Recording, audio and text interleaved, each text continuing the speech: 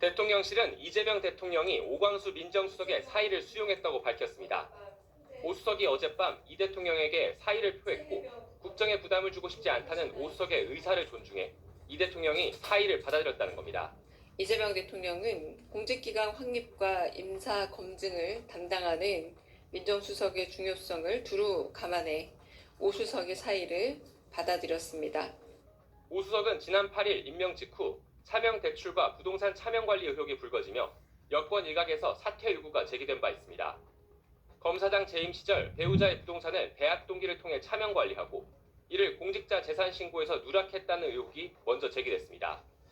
또 서울중앙지검 특수 2부장 시절 지인 명의로 저축은행에서 15억 원대 대출을 받고 상환 과정에 문제가 생기자 해당 저축은행 사주가 일부 금액을 대신 갚았다는 의혹까지 추가로 불거졌습니다. 오 수석은 부끄럽고 송구하다는 입장을 밝혔고 대통령실도 일부 부적절한 처신이 있었지만 본인이 입장을 밝혔다며 교체 가능성에 선을 그어왔으나 결국 임명 나흘 만에 스스로 사의를 표하며 새 정부 첫 고위직 낙마 사례로 남았습니다. 대통령실은 사법개혁 의지와 국정 철학을 깊이 이해하는 인사로 조속한 시일 내 차기 민정수석을 임명하겠다고 밝혔습니다. SBS 강민우입니다. 다음 주제로 넘어가 보겠습니다. 자, 이런 가운데 이 공직자 비리 감시와 인사 검증을 맡는 오광수 민정수석과 관련된 새로운 의혹들이 계속 제기되고 있습니다. 아내가 부동산 차명 관리를 했다, 이런 의혹에 이어서 이번에는 차명 대출을 알선했다, 이런 의혹까지 제기가 됐는데요. 자, 정화승 소실장께서 이번 의혹 좀 설명해 주시죠. 차명 부동산 소유, 이어서 차명 대출 알선, 이것도 무슨 의혹입니까? 차명 부동산 소유 의혹에 대해서는 어제 아마 이 자리에서 제가 설명을 좀 드린 바가 있고요. 친구한테 자기 예. 부동산을 맡겼다가 다시 이제 소송을 통해서 돌려받았다는 의혹이었죠. 그 친구 전모 씨에게 2007년에 또 그 전모 씨 소유의 부동산을 담보로 한 저축은행에서 15억 원을 대출해달라고 그 오광수 수석이 부탁을 합니다. 그래서 그 15억을 받으면서 이게 이제 결국은 이 차명으로 이제 대출을 한 거니까 네. 그 부분에 대해서 이거는 사실상 내가 이제 쓰기 위해서 대출을 한 거고, 그 다음에 이것 또한 반환, 그러니까 이 대출금 반환도 내가 하겠다라는 사실 확인서를 써줍니다. 그래가지고 이제 그렇게 해서 15억 원의 대출이 이루어졌는데 네. 이게 한 3년 정도 지나서 갑자기 이제 그 부동산에 압류가 들어온 거예요. 보니까 이제 대출금을 반환을 안 한 거죠.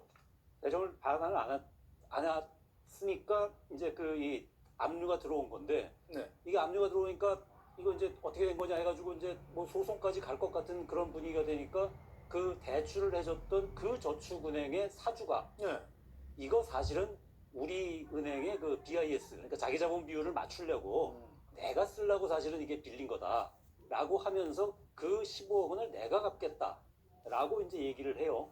그래서 뭐 그 부분에서 일부 변제도 하고, 이제 이런 사실이 이제 다시 새로 드러난 겁니다. 네. 그런데 이 부분이 결국은 오광수 민정수석의 경우에 자신이 쓰는 것도 아니고 저축은행 사주의 부탁을 받고 그거를 갖다가 대출을 하기 위해서 친구 소유의 부동산을 이 담보로 잡혀서 대출을 하고, 이 부분이 사실은 부동산 실명법, 아니 부동산이 아니죠 이거는.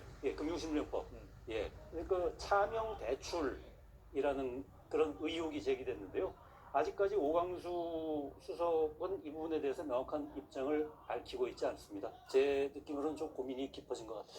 네, 저 전영기 의원, 오광수 수석이 다름 아닌 민정수석 아니겠습니까? 그래서 만약에 어떤 고위공직자를 발탁하려고 한다, 그러면 고위공직자가 이런 일을 했나 안 했나 알아보는 역할을 하는 사람인데, 본인이 이런 흥결을 갖고 이 민정수석 역할을 계속할 수 있겠느냐, 어제 나오셨던 이 복교왕 의원께서도 상당히 걱정을 하셨어요. 어떻게 보십니까? 실제로 걱정이 되는 부분입니다. 해당 부분들이 사실이라면 문제가 될 것이고 아마 그러니까 야당에서도 지적을 할 겁니다. 그리고 기본적으로 여당에서도 지적하지 않은 상황까지 흘러갈 것 같은데요. 아직까지는 이 언론의 검증이나 여러 가지 사실관계에 대해서 오광석 수석께서 입장을 내시고 있지 못하고 있습니다. 그래서 오광석 수석의 입장을 한번 들어봐야 될 부분인 것 같고요. 사실관계가 명확하게 내용이 된다면 그에 따르는 책임은 본인께서 지실 부분이라고 저는 보고 있는 겁니다. 그래서 해당 부분에 대한 입장을 수석이 직접 밝히는 것이 필요한 것이고 이 부분에 대해서 책임을 물어야 될 부분들이 있다면 그거는 뭐 응당한 책임을 묻지 않을까 저는 그 정도 말씀드릴 수 있을 것 같습니다. 자, 박정화 의원, 일단 대통령실 입장은 민정수석이 일부 부적절한 처신이 있지만 본인이 안타까움을 잘 표시하고 있다고 판단한다. 즉, 이 민정수석을 경질할 생각은 없다. 이런 생각으로 읽히는데요. 어떻게 그렇게- 생각하시나요? 그렇게 보이죠. 네.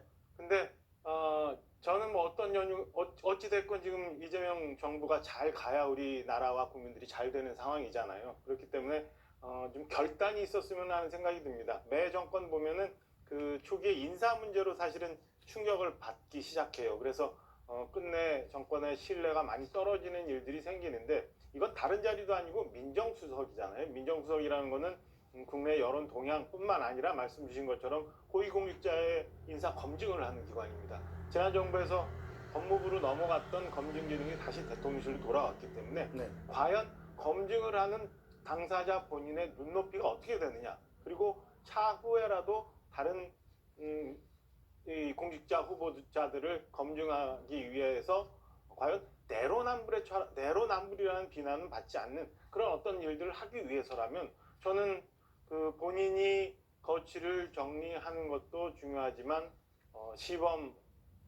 시범으로라도 네. 이재명 대통령이 결단을 좀 해서 우리 정부는 이런 일을 인전 인수위가 없었기 때문에 뭐 네. 불가피한 그런 과정도 있을 수 있다고 봐요. 그렇다면 밝혀진 건에 대해서는 더 이상 용납 없이 깨끗하게 정리를 하겠다라는 조치가 있으면 국민들이 훨씬 더 박수를 치지 않을까라는 생각이 좀 있습니다. 네, 자, 정한수 선수는 그런데 이재명 정권 출범하면서 이 고위공직자 국민 추천을 받겠다, 국민 눈높이에 맞는 인재를 쓰겠다 이렇게까지 해놓은 상황인데, 자, 이 오광수 수석의 문제 때문에 약간 좀 머리가 좀 아픈 상황이 됐겠네요. 그렇죠. 아마도 대통령실에서도 지금 고민이 많겠죠. 네. 저는 이거 하나만 그 명확히 하면 될 것 같다고 봐요. 지금 오광수 수석이 어떤 수석도 아닌 민정수석 아닙니까? 민정수석이 이제 지금 법무부 인사검증단이 갖고 있던 그 이 고위공무원에 대한 인사검증을 지금 대통령실로 갖고 오겠다라는 게 이재명 정부의 이제 방침이고요. 그러면 그 일을 민정수석이 해야 되는데, 부동산을 차명으로 보유하고 있다든지 아니면은 공직자, 그러니까 재산 등록에 누락이 있다든지 아니면은 대출을 차명으로 받은 경력이 있다든지 하는 공직자 후보를 과연 대통령 민정수석실에서는 어떻게 처리할 것인가, 네. 이것만 한번 생각해 보고 그러면 그 부분에 있어서는 부끄러움이 있을까 없을까 이거 한번 생각해 보면 될 것 같습니다. 네. 그래서 입장이 저는 빨리 나와야 된다라고 보는 겁니다. 기본적으로 오광수 수석이 임명될 때부터 여러 가지 논란이 있었거든요. 뭐 특수통 검사였다부터 시작해서 과거의 행적들을 기본적으로 리스크라면 리스크가 될 수 있는 부분들을 안고 출범을 했기 때문에 실제로 여론 동향을 안 볼 수가 없는 그런 상황이 돼버렸습니다. 그렇기 때문에 저 대통령실에 대한 부담을 덜기 위해서는 본인의 입장을 명확하게 밝힐 필요가 있는 것이고요.